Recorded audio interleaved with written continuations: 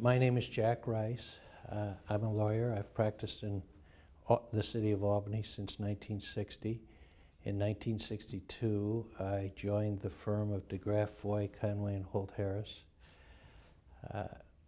The firm at the time was counsel to CSEA and had been since the mid-1930s.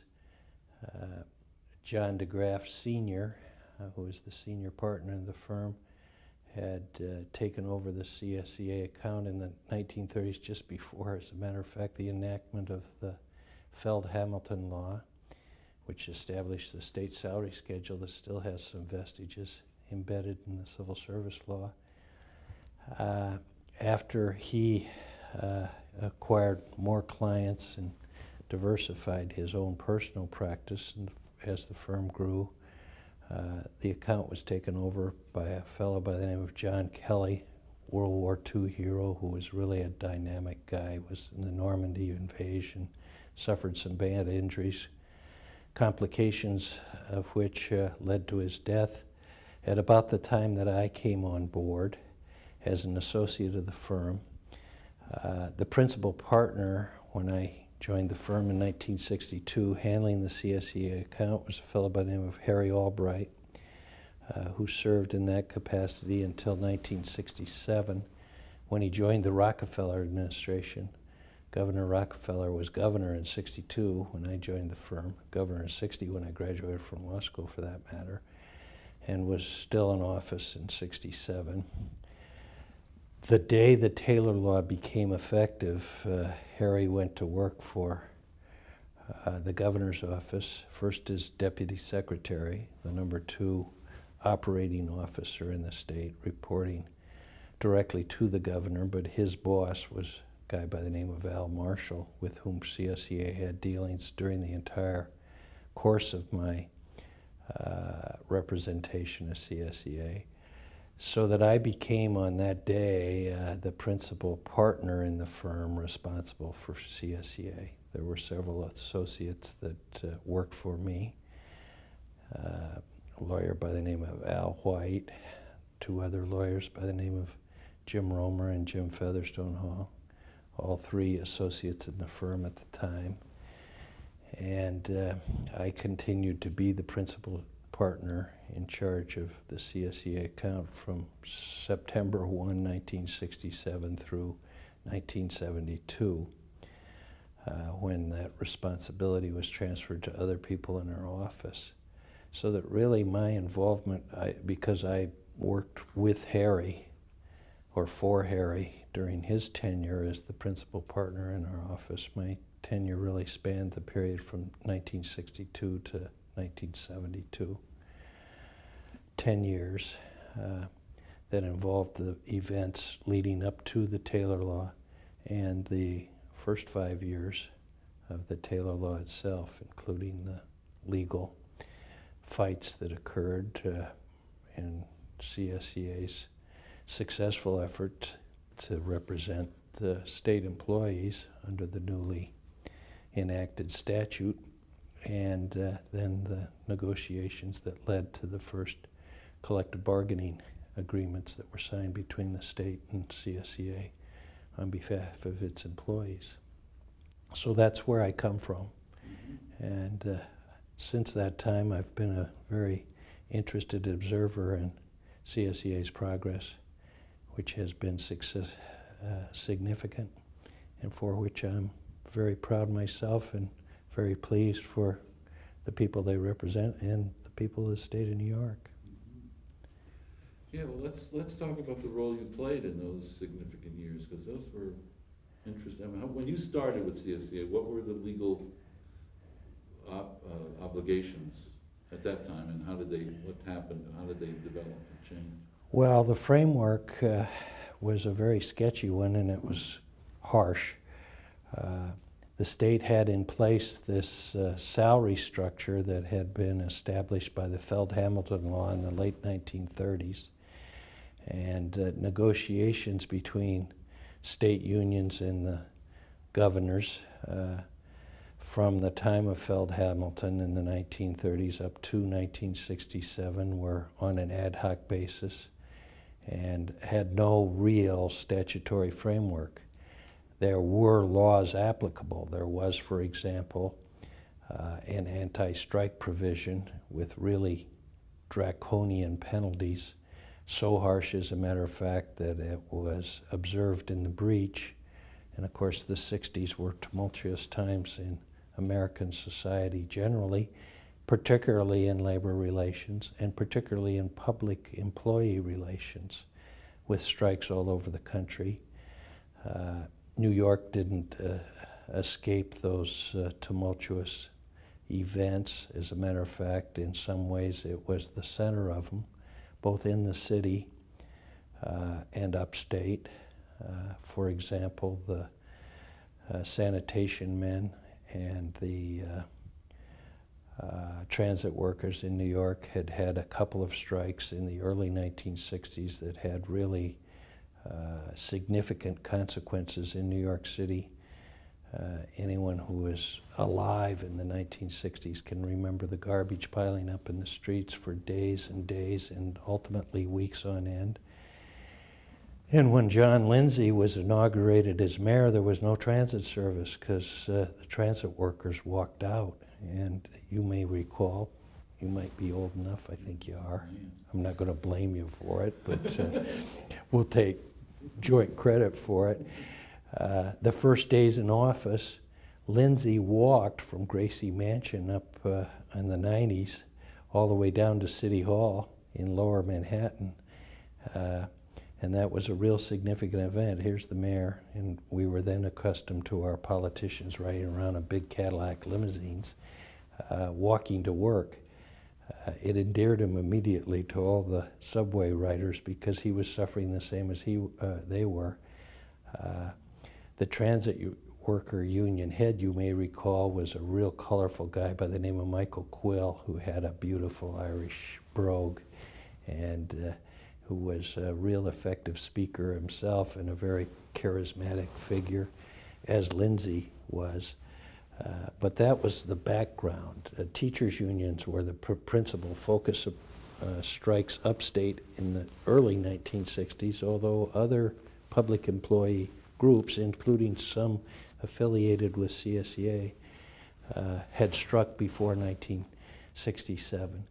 In 1966, the governor appointed what was called the Taylor Committee, headed by a professor of labor law at the University of Pennsylvania, consisting of 4 other academics from around the country, only one of whom was from New York, a fellow from Connelly University School of Industrial and Labor Relations.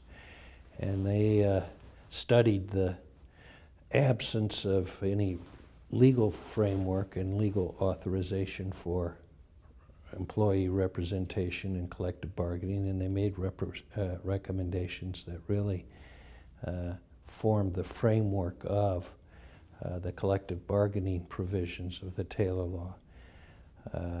Lamentably, they avoided dealing directly with the issue of the ban against strikes, and they kind of took the easy way out by continuing the outright ban, trying to ameliorate the penalty provisions somewhat, but not doing too good of a job of it. And really what resulted was a continuance of the old Condon-Wandlin law, which was the total ban against strikes, that it had existed for decades, with no real safety valve provisions. However, the enabling legislation as far as giving the employee unions the right to be recognized, the right to collectively bargain on behalf of their members, the right to institute grievance procedures, all were significant steps forward. And CSEA can take a lot of credit for how that law ultimately benefited public employees. And really, I don't think it's charged with any of the responsibility for its defects, such as they were, and to a certain extent, such as they still remain, because they fought against the provisions that didn't go forward as far as they could have. My personal role was really as the legal advisor to the president of CSEA's principal officers and the board. All of those persons participated actively between '66, when Rockefeller appointed this committee, and its ultimate, the enactment of its ultimate recommendations. And we were there negotiating with the governor's office. The counsel to the governor, at the time, a fellow by the name of Robert Douglas,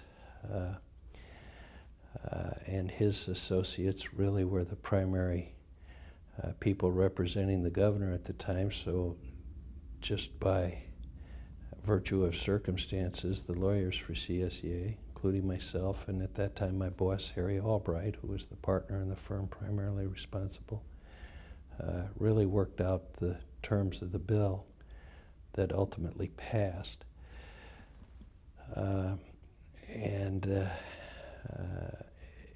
CSEA strongly supported its enactment.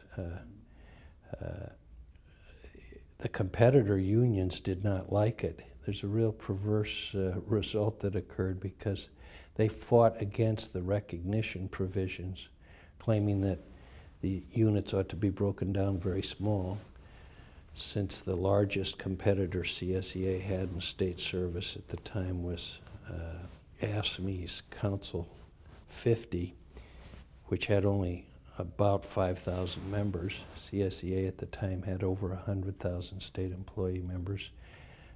They knew that their best bet was to get real small bargaining units, and they sought to get some that were as small as 5 or 10 persons in order to get a foothold.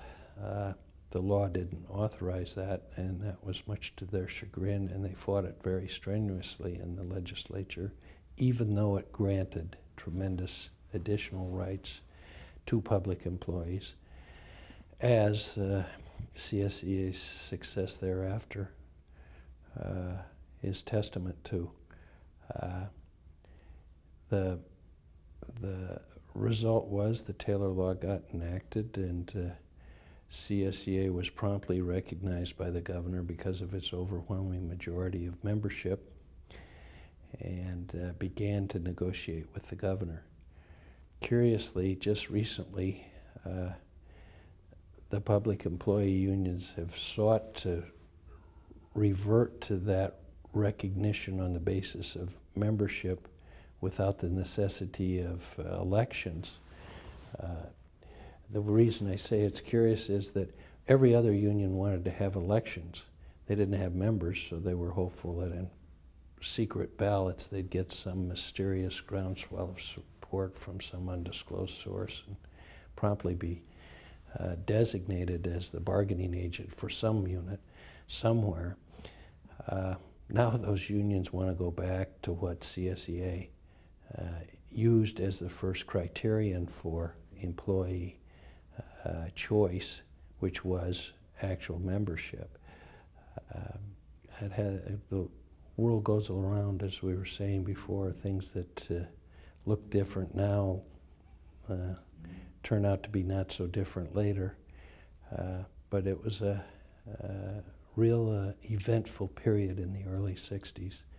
There was a huge strike that you might recall of sanitation workers in 1966, at the same time that a group of tugboat operators struck, with only some 20 members. The sanitation workers were in the thousands. I can't remember the exact number, but it was several thousand.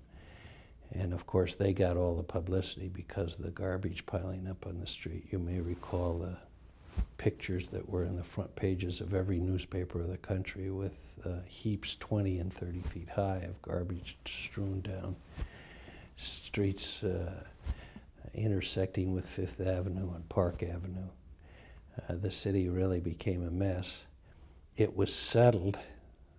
Incidentally, the union leader that was the president of the sanitation workers was a guy by the name of John Delury, who was also a charismatic figure. and able to get tremendous support from his membership with really fiery speeches. It was settled, and he claimed, in order to avoid the draconian penalties that were in the law at the time, that he had been forced to call the strike by his members, and it wasn't his responsibility. A part of the settlement agreement was that that position would be accepted, and he was given amnesty. The 20 tugboat operators weren't given amnesty, and the public, perceptive as it always is, albeit sometimes late, said, wait a minute, this is not fair. If you've got a lot of political strength and you've got a highly visible position, you get to break the law and not suffer the consequences. On the other hand, if you're small and politically weak, not led necessarily by a charismatic figure, like the sanitation workers or the transit workers, you get the full impact of the penalty. And that really was the catalyst, finally, for legislation in New York. And that's why the Taylor Law got enacted. Let's talk about some of the people in CSEA that you represented and worked with, in the governor's office at that time. Mm-hmm. Some of the personalities, what they were like, what they did, how they taught. A picture of those people. Well, there was an interesting composite of state service. The president of CSEA in the 60s was a fellow by the name of Joe Feely. His title was clerk in the Department of Tax and Finance. Not file clerk, he was a clerk with administrative responsibilities that were significant. He ended up, when the bargaining units were defined in the administrative services unit, so that he really came out of the ranks. But he was a college graduate, articulate guy who had a real strong interest in public service.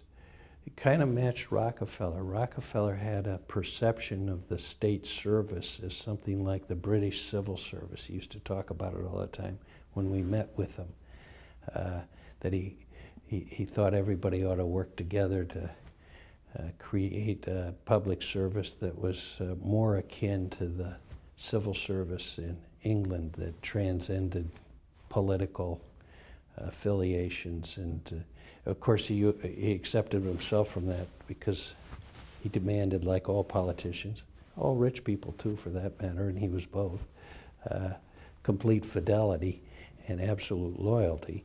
And when he didn't get it, he was real angry, like politicians generally and like rich people generally. But Joe Feely had the same kind of concept. He had an idea that the state service could be improved by improving conditions for the membership that allowed upward mobility. And he was Albany-oriented, which is significant because CSEA very much at the time was focused on Albany. Its roots were in Albany, back in what was then the dim past. Now my era is in the dim past. So I think back, and when I think about people talking about what had happened 20 and 30 years earlier, in the 30s, 40s, and even 50s, I think now that we're looking from the same perspective in the year 2002, back at the 1960s and 1970s. Other people that were real active included Bill McGowan, who succeeded Joe Feely as president.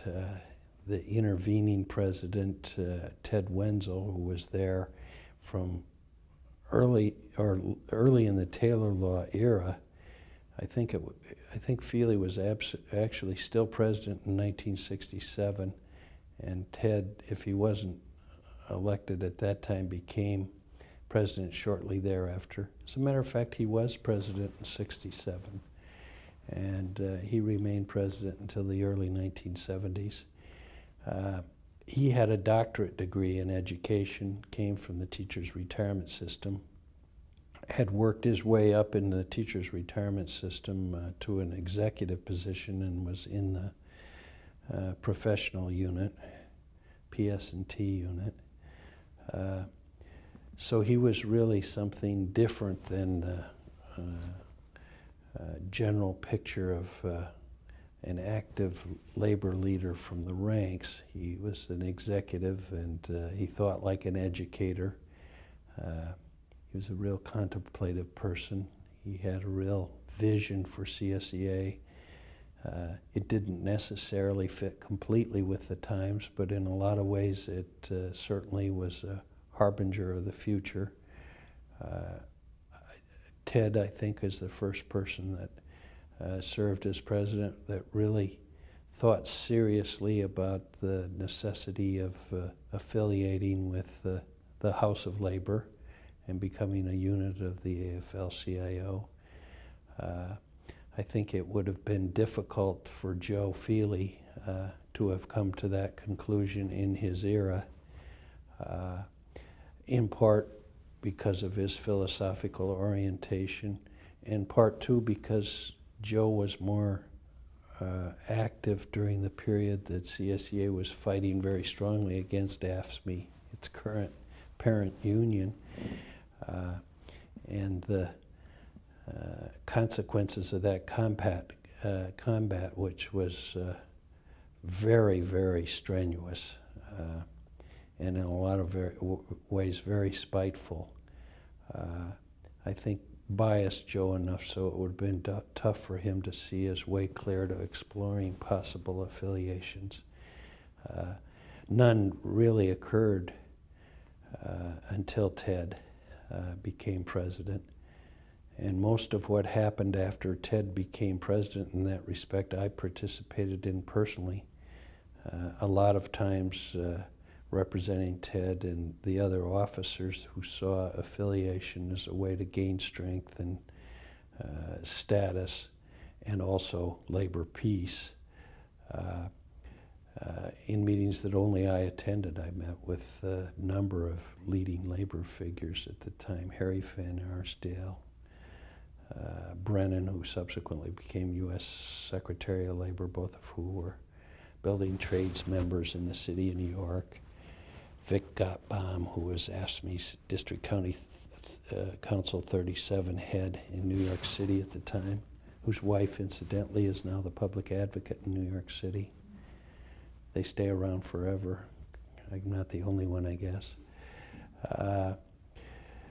And a fellow by the name of Howard Coughlin, who was head of the Office and Professional Workers Union and who had affiliated with public employee unions that were independent like CSEA in other parts of the country. That at the behest of Rockefeller, who tried real hard to encourage CSEA to affiliate and was very interested personally in achieving that, thinking it would reduce the turmoil that was caused by various smaller unions seeking to get into the public sector by challenging CSEA's representation. Tom McDonough was the vice president of CSEA in the late 60s when I was most active, from the Bureau of Motor Vehicles here in Albany. A gal by the name of Betty Duffy, I was recalling after you made this date with me, with my wife. She used to call, she was a nurse at Pilgrim State Hospital, which is now shut down. At the time it was the largest hospital in the world, mental institution out in Islip, Long Island. And she'd work the night shift, and she'd call constantly when she got done, like at 3 o'clock in the morning, yelling and screaming at me. But a real dynamic person and very effective. What was she yelling and screaming at? Conditions down there, and she was angry with whomever she got on the other end of the line, and she couldn't get her bosses because they were all in bed and had their phones disconnected or had answering services, so she called the Albany, and it seems got me most easily, and because I'd pick up the phone. But those were interesting times and a lot of fun. It's fun to recall them. I'm not sure maybe the discomfort of those midnight calls has been forgotten, but if it has, I'm glad I've got the good part of it. And Amos Royals, he was an interesting figure and characteristic of the CSEA membership. Amos Royals, Royalls. A very famous name at the time because he had a son that played for Jacksonville in Florida, which during our first negotiations for our first contract went to the Final Four, small state school in Florida, which went to the Final Four in basketball, and Amos' son was the star of the team. And he was a mental hygiene attendant at Manhattan State Hospital, which, like Pilgrim State, has been closed and its functions largely terminated, although the facility still operates out there on the island there in the East River. Real strong-willed, dynamic guy, big, tall, handsome person, quiet, taciturn personality, but very forceful, and really had, I went to several of his membership meetings down at Manhattan State, and he really had control of the membership. And I recall during one of our negotiating sessions, we used to alternate between the division of the budget and CSEA's headquarters so that everybody had it equal and it didn't look like it was a favored venue for either side. And then when we got in real big arguments, we'd adjourn to the DeWitt Clinton Hotel so that the ground we were meeting on was totally neutral. But this was early in the round, and so we were at that point in the division of the budget offices upstairs in a little platform at a great big table with about 20 people on our side and 20 people on the state side. We were still in one unit. They hadn't issued their unity decisions. And Amos is among the crowd, and Rockefeller walked in unannounced, which he frequently did all throughout his tenure. He loved labor relations because when he first got out of college, he got real active in the building of Rockefeller Center, was the construction manager, kind of. I can't imagine a Rockefeller as a construction manager, but that's what he called himself, and he could call himself anything he wanted because his father owned it. But so he'd come in and sit down, and he'd actually get right into the nitty-gritty. And I remember he walked in. This is just the week before the Final Four. It's between the Sweet 16 and the Final Four. I think there were only 16 teams, as a matter of fact, at the time that competed. And he looks down the table and he sees Amos. He says, Amos, what are you doing here? And he said, I'm here bargaining for my people, Governor. What are you doing here? He said, well, I'm bargaining for mine too, but isn't your son out training for the Final Four this weekend? He said, yes, he is. He said, why aren't you out there? He said, well, Mrs. Royals and I, we've got 9 kids, and it's everything we can do to keep body and soul together, support them, and help Amos Jr. out there for the meager wages you're paying us, Governor. And the governor said, well, that's a good point, Amos. You win that argument. But how come, are you going down for the game? And he said, no, we aren't, because we can't afford to. And he said, well, I'll tell you, I got a plane that's flying there. How about you and Mrs. Royals and your whole family going? And he said, really, Governor? He said, yep. He said, as a matter of fact, it's got 32 empty seats in it. Take anybody you want, all your friends up to 32. He said, all right, what do I do? He said, nothing. He said, when we get done here, go on back home, and I want everybody to know we're doing this. I don't want any conflicts of interest. This plane's already going. And Amos said, well, where are we going to stay? He said, gee, we got rooms there at the hotel that we're not using too. He flew them all down, flew them all back. Came back in the next week after the kid was a star. I remember a lot of us gathered at CSEA headquarters and watched the game. They lost, but he was fantastic. And they panned across, they caught Amos in it. Nobody saw it except those of us that knew him. He came back, he was proud as punch. And we're sitting this time at CSEA headquarters. We get a call, and the head of the state delegation gets up and answers the phone. Yeah, Governor is right here. Amos goes, yeah, I left that. I think I left that on the plane. Sorry, Governor. Oh, it is? Oh, okay. Hangs up. He'd left something on the plane. Somebody comes over from the Capitol and delivers it with a little note from Rocky. He did great. So there was a personal touch to it, too. And in spite of some real tough contests with Rockefeller that he wasn't used to having, CSEA stood up to him real strongly. And that I really think that's why the governor respected him so much. I think he was the kind of guy that liked a good fight. I know he was. And they prevailed. They really turned around state service during that period in the 60s and 70s. Really significant pay raises from very meager salaries that had prevailed in public employment generally theretofore, because Rockefeller inaugurated minimum raises, large percentage raises. The first two were 10% each year. That's a big jump, even from a relatively modest base salary. Tier 1 was inaugurated during that period of time. So they got significant pension benefits, shortened work weeks, all the meat and potato issues really got on the table in the framework of this newly established, more formal collective bargaining arrangement.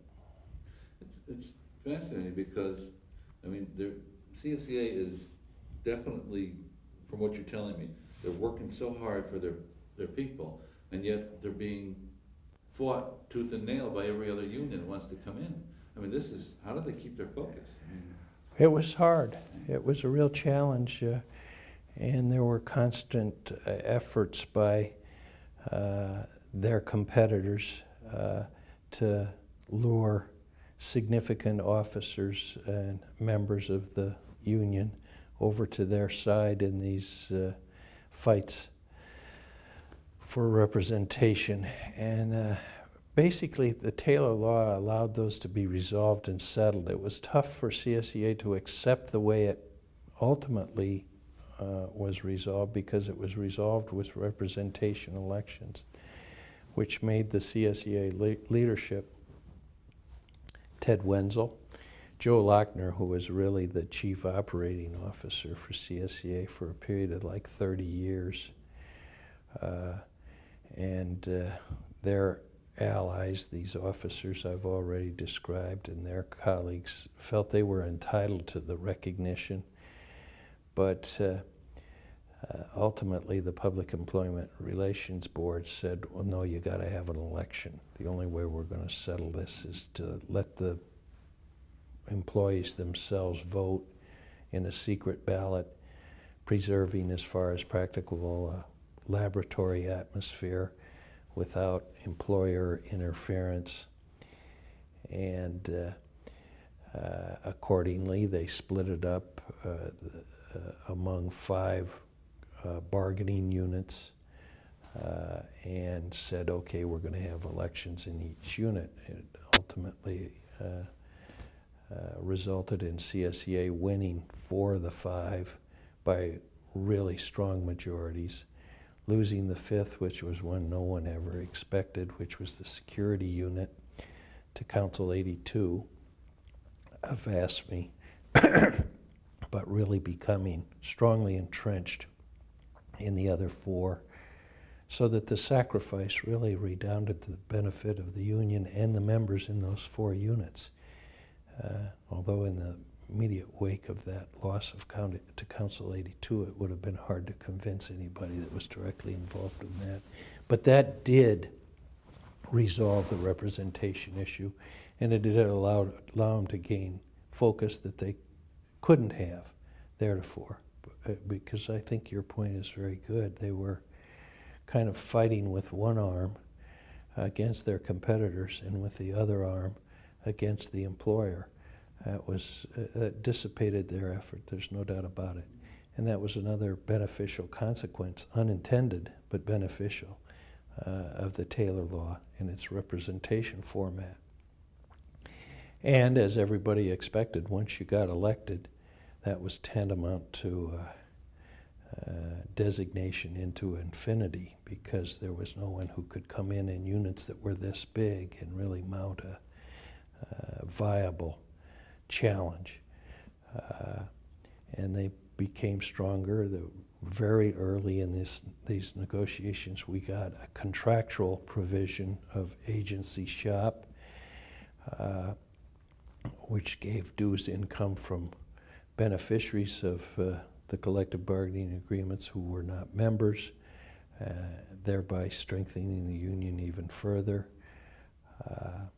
Something that has been carried into the law with Danny Donahue, good offices. He really secured a significant benefit when he got that codified into law. I think that's a great victory for the union and for the members. Those were times when there were real threats, even though numerically it didn't look like there were. There were very long periods when the union was fragile and subject to challenges that were threatening, because without any sort of statutory framework, they were vulnerable. There's no doubt about it. Yeah, what were the conflicts like? I mean, when they were challenged before they were affiliated, back, probably even before you, but I mean, there must have been some pretty personal kinds of... Well, there were personal, and there were conflicts that even, this was the 1960s. There was violence. There were things like offices being raided and broken up and trashed, broken into. There were reports of physical violence in various parts of the state when there were these fights in these local work locations between competing unions and CSEA. It was no picnic.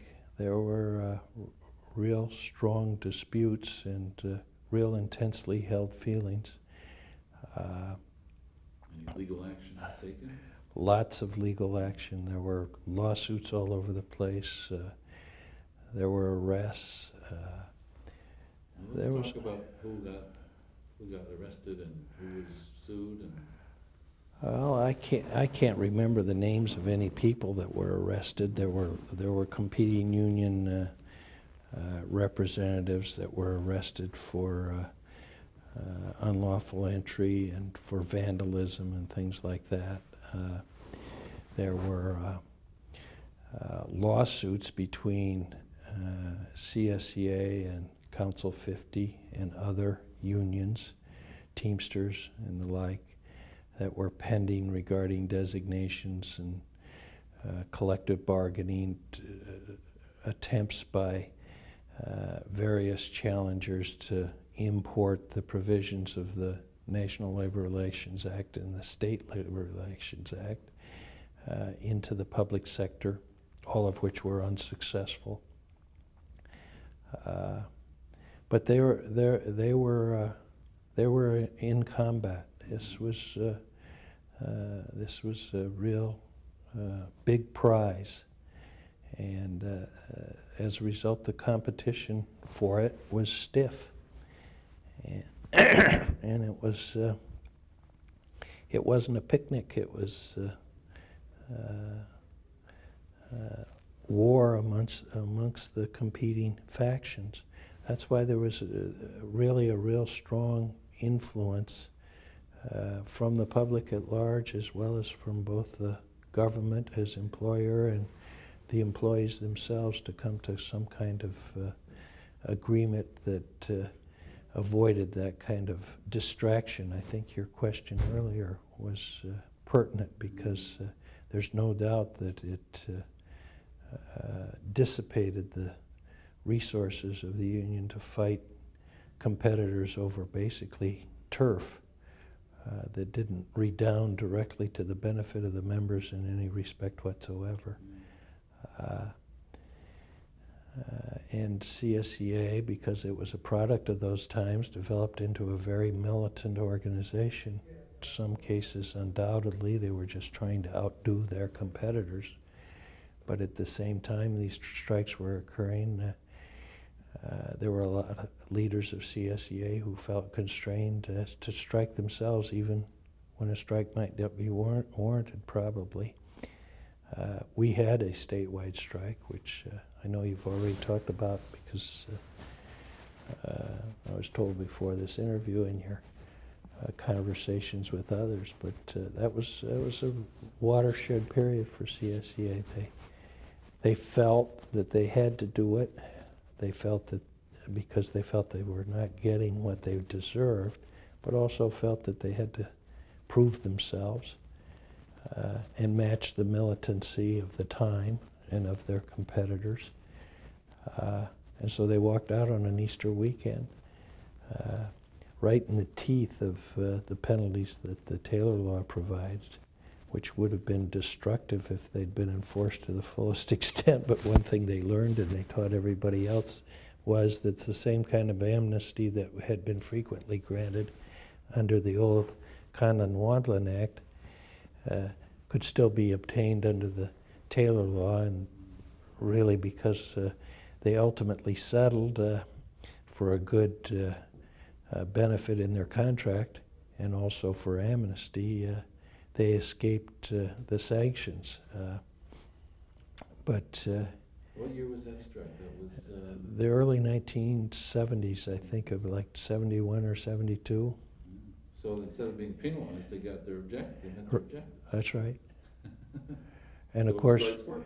well, that's why the part of the Taylor Law that really didn't represent an improvement was the part that contained the outright ban against strikes with sanctions for anyone who struck and no kind of ameliorative fact-finding process that would allow a just cause and allow a balancing of the adverse impact of the strike against the merit of the grievance. There was a lot of talk when the Taylor Law was being considered to changing the provision relating to the ban and saying, sure, there's some strikes that are bad. They're so hostile to the public interest and the welfare of the public at large that they ought not to occur. There's other public strikes where the public service is more akin to the private sector, where the service on an immediate basis is not so essential, that a strong grievance that needs redress, while it doesn't warrant the strike, at least excuses the strikers from suffering the adverse consequences of conduct that really was forced as much on them as it was on their adversaries. That view didn't prevail, and maybe it never will, because it's hard to get a legislature to accept the proposition that sometimes they're wrong too. And so they didn't go that far. But what consequence of that was that there's a kind of extrajudicial adjustment that's provided the same safety valve that the more sensible legislation might provide, because in spite of the attempt to make all the sanctions automatic, there is an ability to work around it and ameliorate the penalties so that they're minor enough to really be non-existent. And that's what we learned in that statewide strike. And of course, teachers' unions are still experiencing it to this day. The result might be that in, oh, thank you.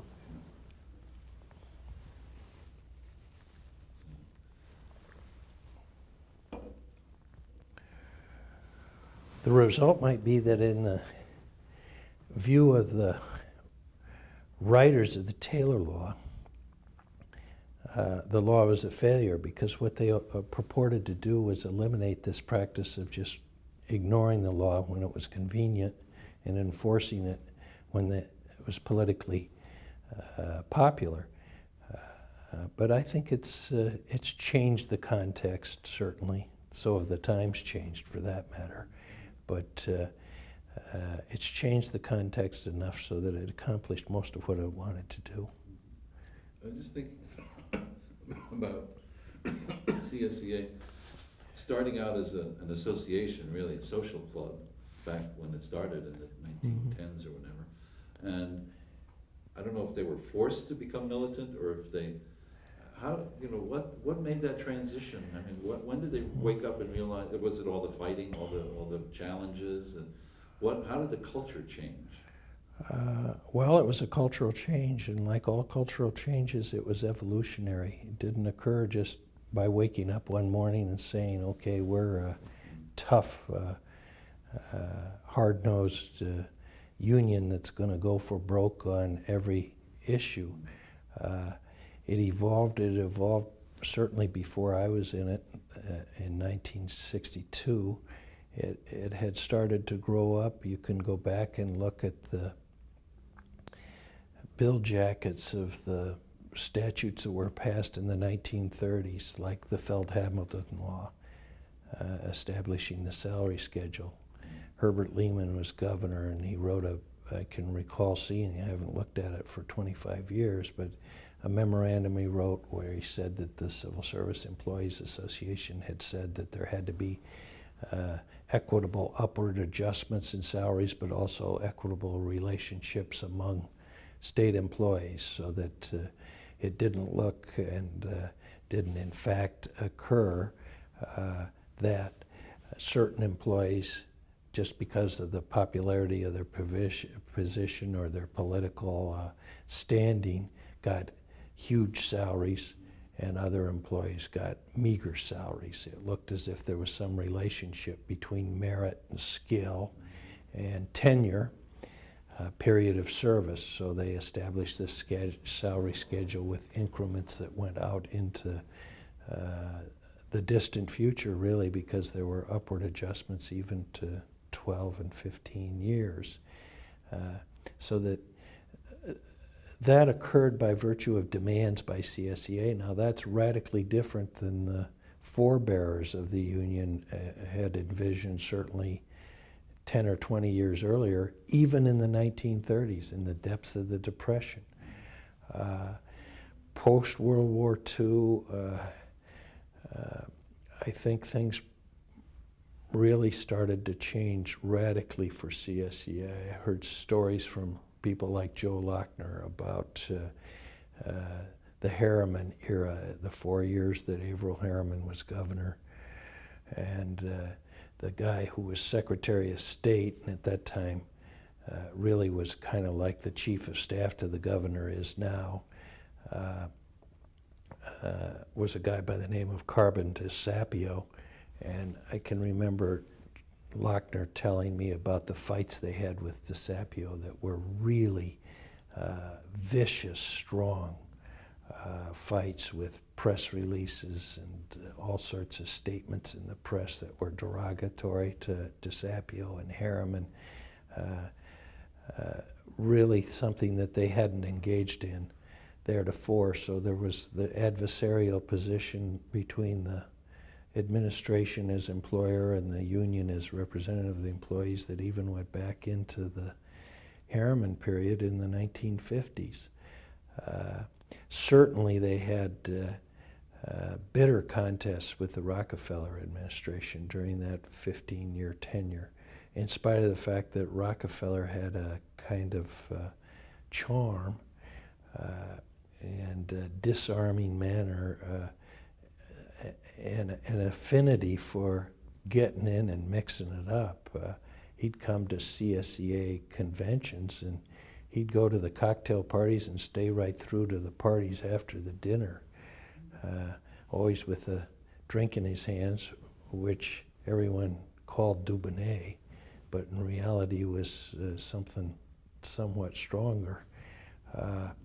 And he loved it. There's just no doubt about it. I mean, he didn't go with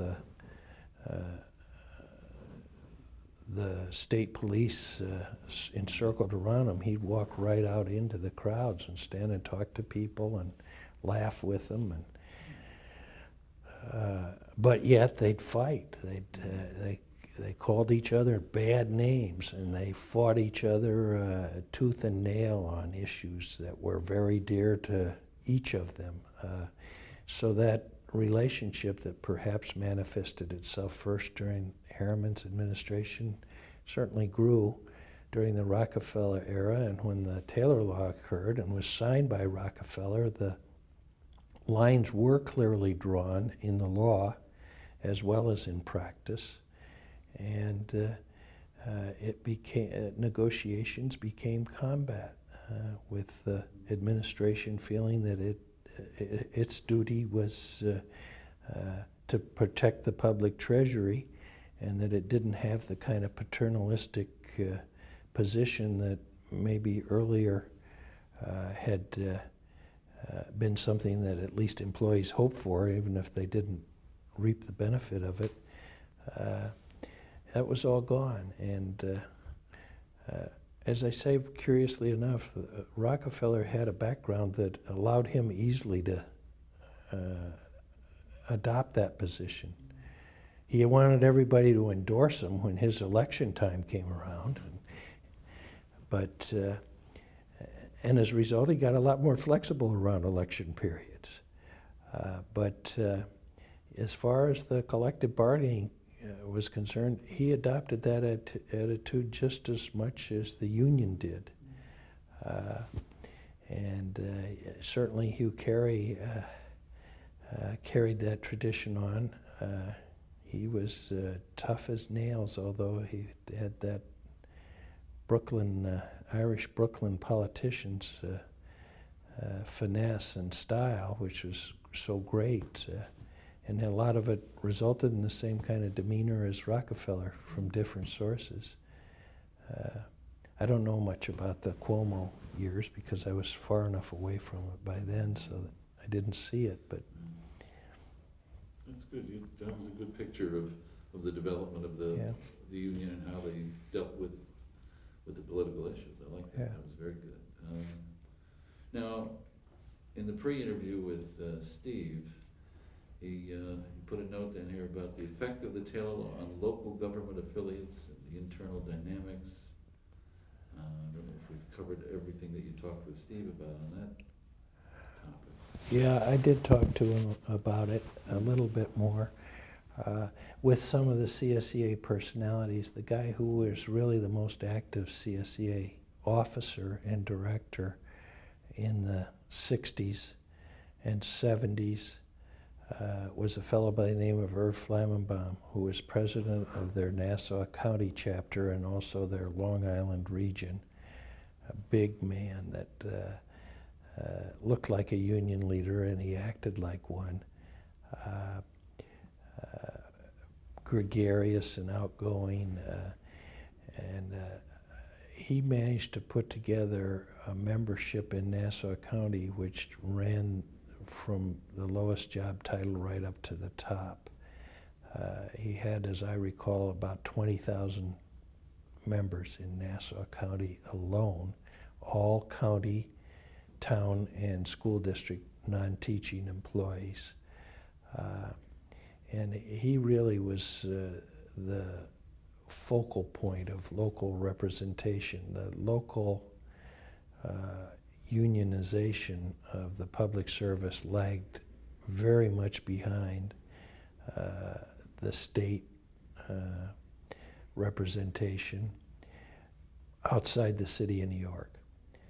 The city in many ways considered itself ahead. I think in reality they were running at best on a parallel course But certainly it was true that the city and New York City and the state were well ahead of the counties and local governments. Political influence was far more important in local government affairs.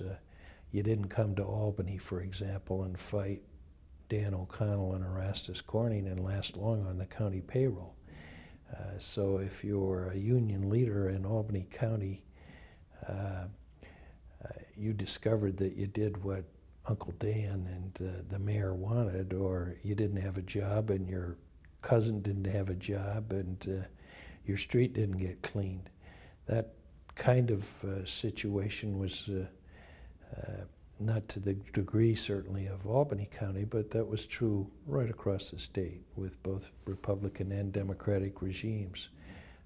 And as a result, the evolution of CSEA was slower until the Taylor Law. You see, the Taylor Law granted the same bargaining rights and the same structure to local government employees that it did to state employees. And once it became law, the union movement really flourished in local government. It still took a long while to catch up because the intimate relationships among the parties prevailed in far greater degree than it did at the statewide level or in the city of New York, but slower, but nonetheless just as certainly the union evolved at the local government level. It was already in the early 1970s when my experience with CSEA directly ended.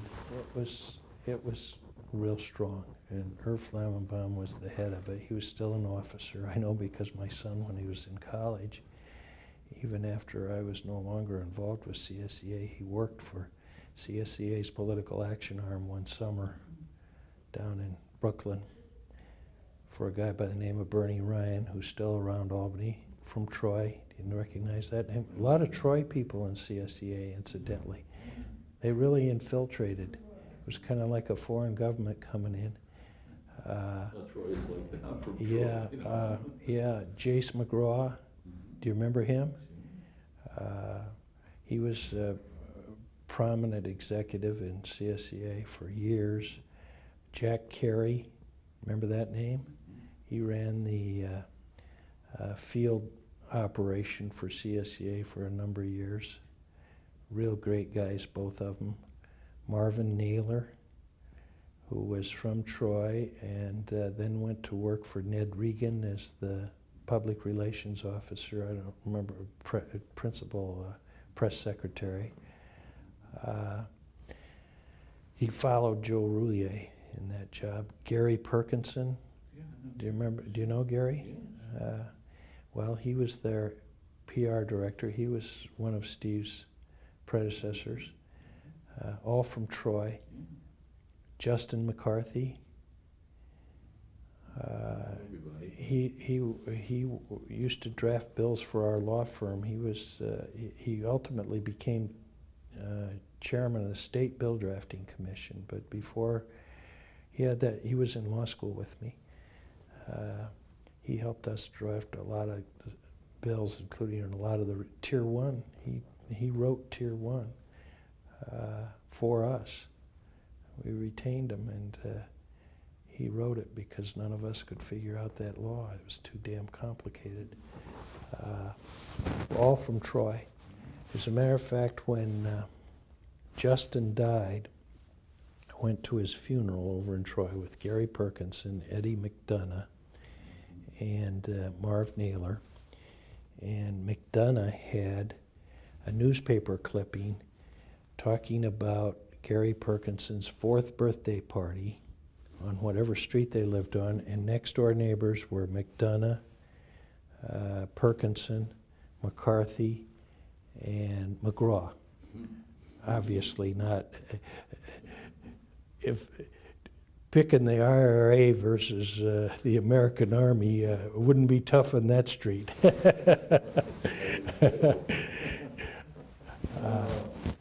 Yeah, Gary Perkinson. He's married Marcy Marcy Chura. Chura, who was the best friend of my first wife in high Really? school. Well, Marcy just died about a month ago. Oh, I'm sorry. And she was my wife's best friend, and I got a call from Gary 3 days before she died, and he said she wants to see Shirley, and I said, okay, we'll be there tomorrow. So we flew down, saw her. No, they live in Washington, Potomac. He ended up senior vice president of Beneficial. And when Beneficial was bought by Household, he cashed out. This isn't on the record. He cashed out with a ton. I mean, just terrific. And he's great, but he was really a mess when we went down there. But Marcy had managed to rally herself, and the first time she'd been out of bed for 2 weeks.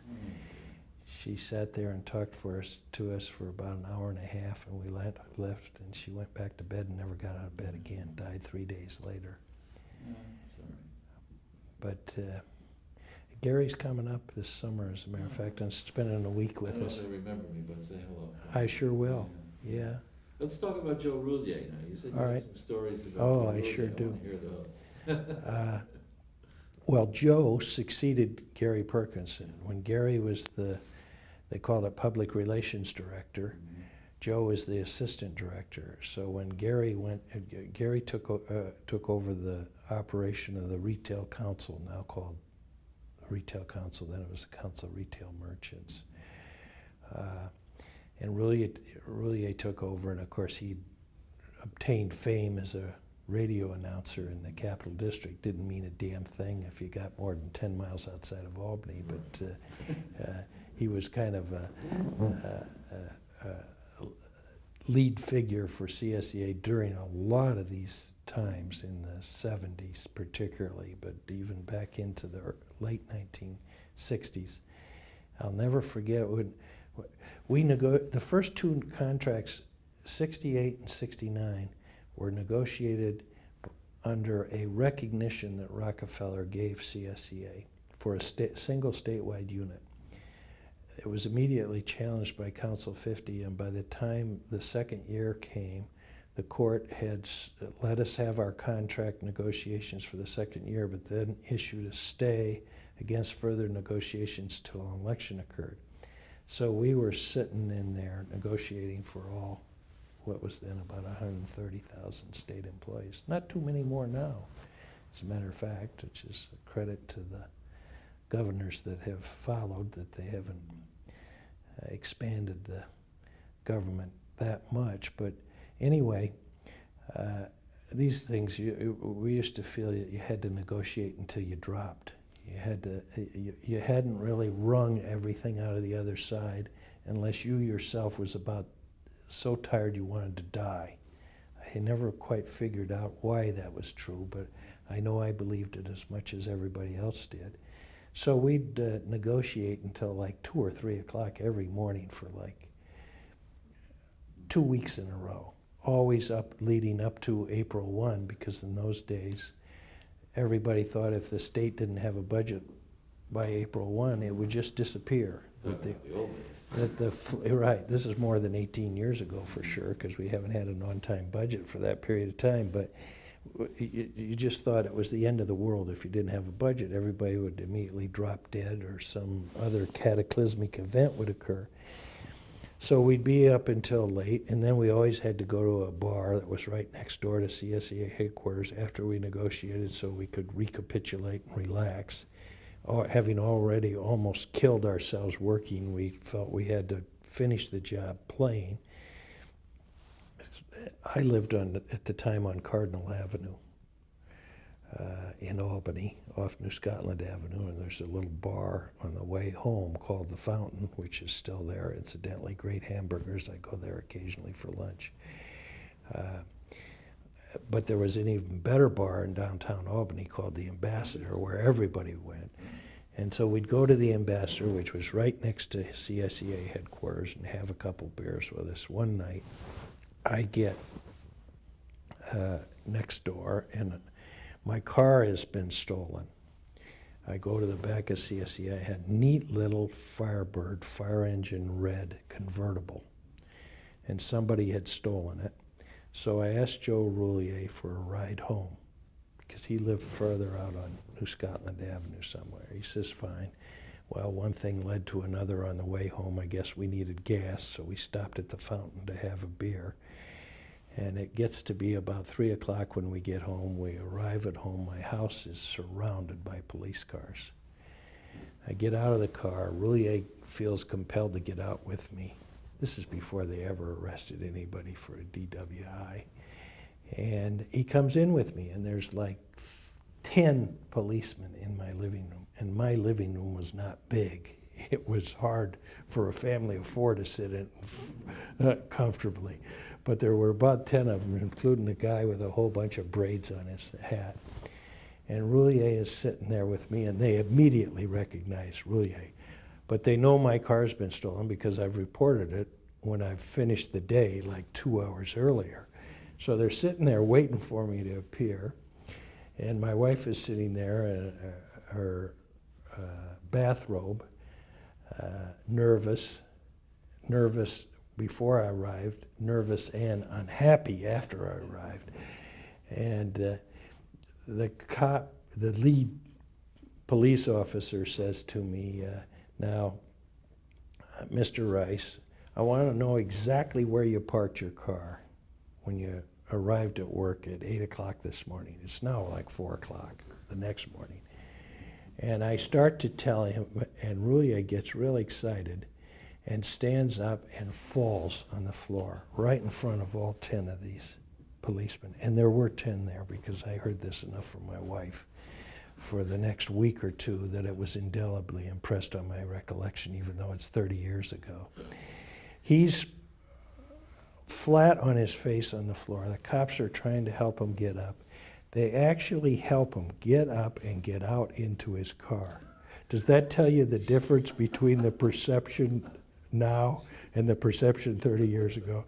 And he had a little Triumph. He was a big guy, you'll recall.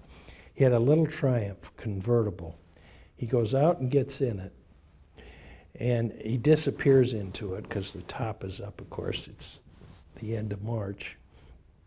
And we all go back in, and he has trouble starting it, but finally he gets it started, and it goes run, run, run. And my house was on the corner of a little alleyway and Cardinal Avenue. Which went through on the side of the street my house was on, but on the other side there was a barricade. It looked like the street continued, but there was a barricade, and it wasn't painted white or anything, so it was invisible to even a sober person at night. We hear this rum, rum, rum, and then it goes silent, and then rum, rum, rum, and a screech as he peels out from in front of my house. You got to remember that he's just collapsed in my living room floor in front of all these cops. Everybody is sitting like this, and then there is dead silence. But we hear him screech across the road, and we can see his taillights out of my living room window, but they disappear behind a tree, and everybody is waiting for the crash. No crash. Some way or another, he's managed to stop this car, put it in reverse, back across he comes. One of the cops finally says, you know something, I'm going to drive him home. So they go out and they drive him home. Now, would that happen today? Never. They discovered my car down at the bus station, to finish the story. The next day, it had been taken by somebody who'd driven it down there, gotten on the bus, and just left the keys in it. Never caught him or her, but so no damage done. But Roulier was a great guy. Yeah.